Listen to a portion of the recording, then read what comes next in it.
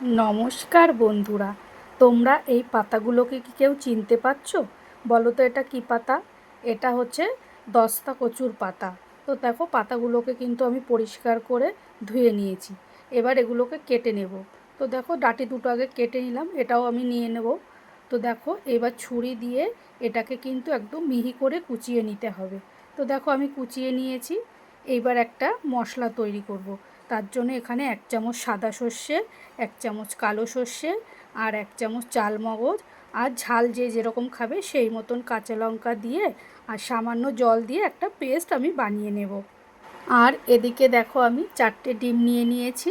এবার এর মধ্যে দেব আমি 1/2 চামচ মতন গোলমরিচ গুঁড়ো আর 1/2 চামচ গরম মশলার গুঁড়ো আর 1/2 চামচ নুন দিয়ে এই সমস্ত কিছুকে আমি ডিমটার সঙ্গে ভালো করে ফেটিয়ে নেব। ভালো করে কিন্তু ফেটিয়ে নিতে হবে। তো দেখো আমার কিন্তু ডিমটা ফেটানো হয়ে গেছে।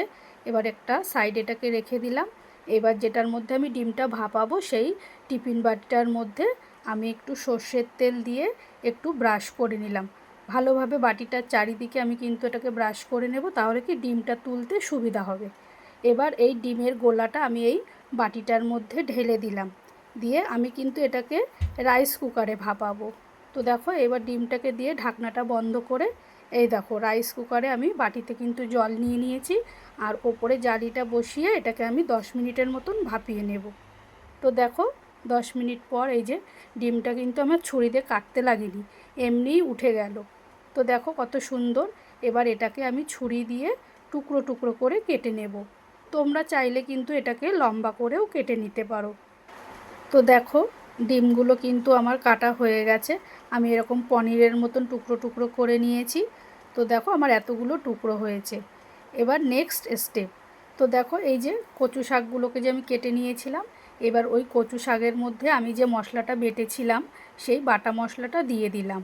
আর দিলাম পরিমাণ মতো নুন হলুদ আর স্বাদ মতন চিনি। আর দিলাম 1 চামচ মতন শুকনো লঙ্কার গুঁড়ো, তাহলে কি কালারটা খুব সুন্দর আসবে। এবার ওই মশলার বাটিটা ধুয়ে আমি অল্প একটু জল দেবো, বেশি জল দেবো না, কারণ নুন দিয়েছি তো, তাহলে নুন দেওয়াতে আরও জল বের হবে। তো দেখো আমার কিন্তু ভালো করে মাখানো হয়ে গেছে আর দেখো শাকটা কিন্তু নরমও হয়ে গেছে। আমি এর মধ্যে দিলাম একটু কাঁচা সর্ষের তেল, ওটাকে দিয়েও কিন্তু আমি ভালো করে মেখে নিয়েছি। এবার যে বাটিতে আমি ডিমটা ভাপাবো সেই বাটির মধ্যে এই শাকের মিশ্রণটা দিয়ে দিলাম। দিয়ে ওপর থেকে কিন্তু আমি এই যে ডিমের টুকরোগুলোকে দিয়ে দেব। আর ওই কচুর পাতার যে বাটিটা ওইটা ধুয়ে একটু জল দিলাম, দিয়ে ওপর থেকে কিন্তু আরও একটু সর্ষের তেল দেব, তাহলে কি গন্ধটা বেশ ভালোই বের হয়। তো চলো ভাপিয়ে নেব এবার। এবার দেখো এই যে বাটিতে জল দিয়েছি আর এই যে জালিটা বসিয়ে দিলাম, দিয়ে টিফিন বাটিটা বসিয়ে এটাকে আমি 10 মিনিট ভাপিয়ে নামিয়ে নেব। তো দেখো বন্ধুরা আমার কিন্তু পুরোপুরি রেডি হয়ে গেছে কচু পাতা দিয়ে ডিম ভাপা।